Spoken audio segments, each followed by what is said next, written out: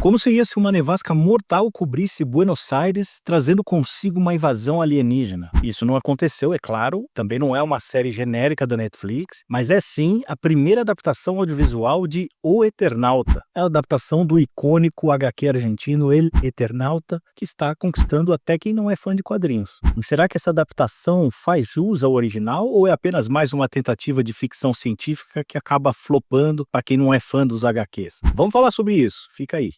O Eternauta é uma minissérie argentina lançada pela Netflix em abril de 2025, baseada em HQ homônimo, de 1957, criada por Héctor Hermann Oesterheld e Francisco Solano Lopes. A trama segue Juan Salvo, interpretado por Ricardo Darín, que é um veterano da Guerra das Malvinas, que lidera um grupo de sobreviventes de Buenos Aires após uma nevasca tóxica dizimar a população. Ninguém entende muito bem o que está acontecendo, pode ser um desastre natural inusitado, e aos poucos vai se revelando que isso tudo é parte de uma invasão alienígena, e a resistência humana é a última esperança contra Aegis, seres extraterrestres capazes de manipular até as pessoas e dominar a Terra.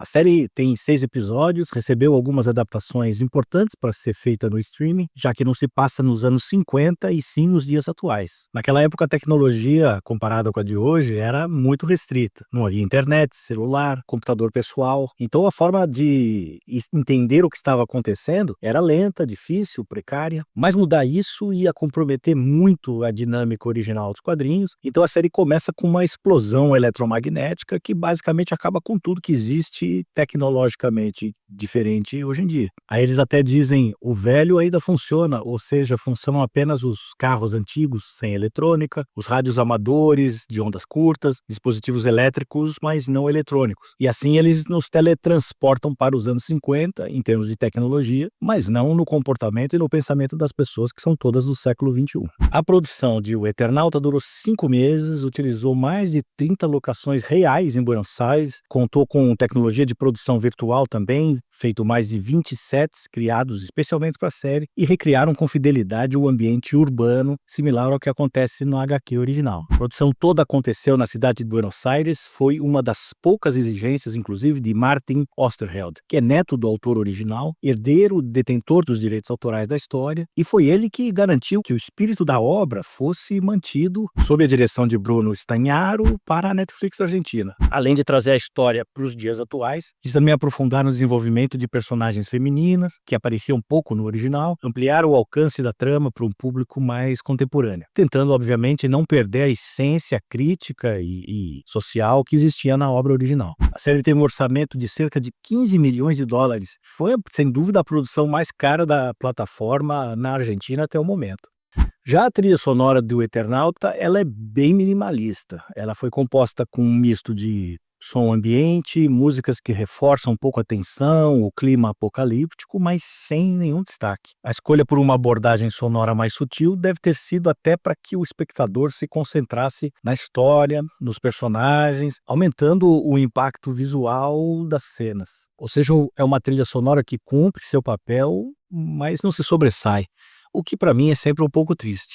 Desde sua estreia, o Eternauta tem sido sucesso de público, então alcançou índice 93% no Rotten Tomatoes e rapidamente se tornou o conteúdo mais assistido da Netflix, principalmente em países como Argentina e Espanha. No Brasil vem sempre com menos força porque é falado em espanhol e porque é uma história oriunda de quadrinhos muito famosos lá, o que acaba sendo meio nichado, mesmo se considerando que esse quadrinho é tido como o mais importante HQ da América Latina. A maior parte da crítica tem elogiado o Eternauta e uma parcela menor nem tanto. De positivo sempre mencionam a atuação do Darín, que é ótima, mas pela natureza da narrativa nem dá tanto para ter espaço para grandes performances dramáticas. Mencionam também o porte do investimento, afinal 15 milhões de dólares é muito para qualquer país latino-americano. Falam de sua relativa fidelidade ao quadrinho original, mas até isso não é muito unanimidade. E mencionam também a qualidade da produção, que tem efeitos práticos, neve, batida de veículo, tiro, e tem efeitos de computação gráfica muito bem feitos, como os insetos gigantes, alienígenas. E de negativo vem críticas como uma certa falta de tensão e ritmo da narrativa. E de fato é um pouco mais lento do que a gente está acostumado com as séries americanas, embora no momento em que aparecem os bichos sinistros sinistros, o negócio fica bacana. Alguns mais apegados aos quadrinhos apontam que a série perde parte da essência da obra original e se transforma numa espécie de telenovela disfarçada de ficção científica. Por causa do excesso de drama emocional, acho que essas pessoas esquecem que sangue latino é um pouco diferente de sangue americano. Mas teve até alguns espanhóis que criticaram o sotaque dos argentinos, que aí também, vamos combinar, não é culpa de ninguém, né?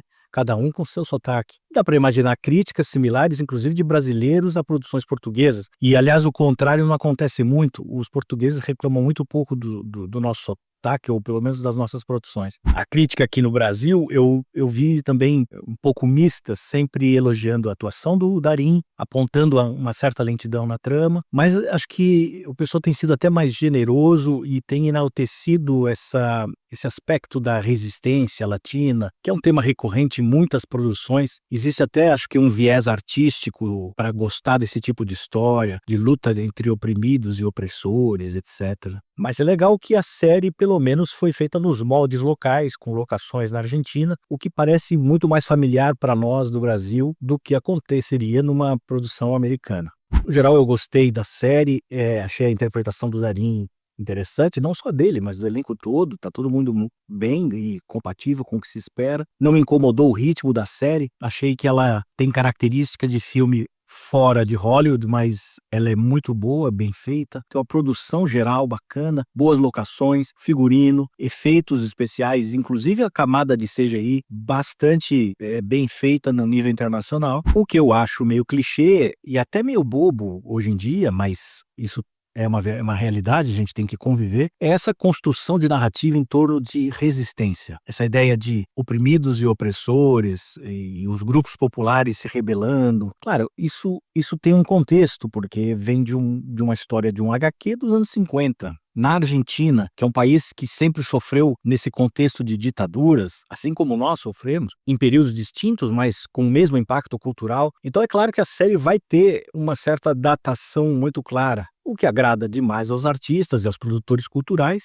mas pode deixar muita gente com a sensação de que já viu essa história. No contexto original do HQ, os opressores eram, na verdade, alienígenas, mas existia uma analogia clara com a ditadura militar que eles estavam vivendo e todo esse espírito de luta que insurge nesses contextos. Ao trazer literalmente essa história para os dias de hoje, ela ganha contornos distintos e ela precisa que a crítica especializada fique o tempo inteiro reforçando como é importante ter a referência do HQ, quase que para tentar explicar a série e manter a sua relevância, tendo em consideração a importância histórica da narrativa original. Mas ficção científica, apocalíptica em particular, é assim mesmo. A gente tem fungos malditos dominando o planeta em The Last of Us, você tem zumbis que falam no Walking Dead, e então por que a gente não pode ter neve assassina, besouro gigante, criaturas com 20 dedos? É o nosso jeito de fazer. É preciso entrar com o espírito leve e com a devida licença poética para embarcar na história e aceitar todos esses acontecimentos que, obviamente, parecem até estranhos demais, mesmo num contexto distópico. Senão a gente acaba perdendo o interesse na série e acaba perdendo uma série que é bacana e, com todas as ressalvas feitas aqui, mesmo assim ela vale muito a pena. Ou seja, o Eternauta é uma série que desafia a gente a refletir sobre temas como resistência contra opressores, solidariedade em tempos difíceis, a luta contra coisas que desafiam a lógica. Apesar de algumas críticas, a produção se destaca por trazer à tona essa obra clássica da ficção científica latino-americana, adaptando algumas dessas ideias para os tempos atuais, porém sem modificar a essência. Se você curte ficção científica, com mais ficção e menos ciência, como é o caso dessa, e com uma camadinha de crítica social e política meio velada, e ainda não se importa em sair da zona de conforto das produções americanas, o Eternauta é uma excelente pedida. E se você assistiu a série, comenta aqui embaixo a sua opinião, como que você reagiria diante de uma neve assassina, ou dos bichos gigantes e dos seres de 20 dedos, como seria isso? Aproveita e curte o vídeo, compartilha com aquele amigo que acha que só Hollywood sabe fazer ficção científica e se inscreve no canal se você ainda não se inscreveu. Nos vemos no próximo vídeo. Um abraço.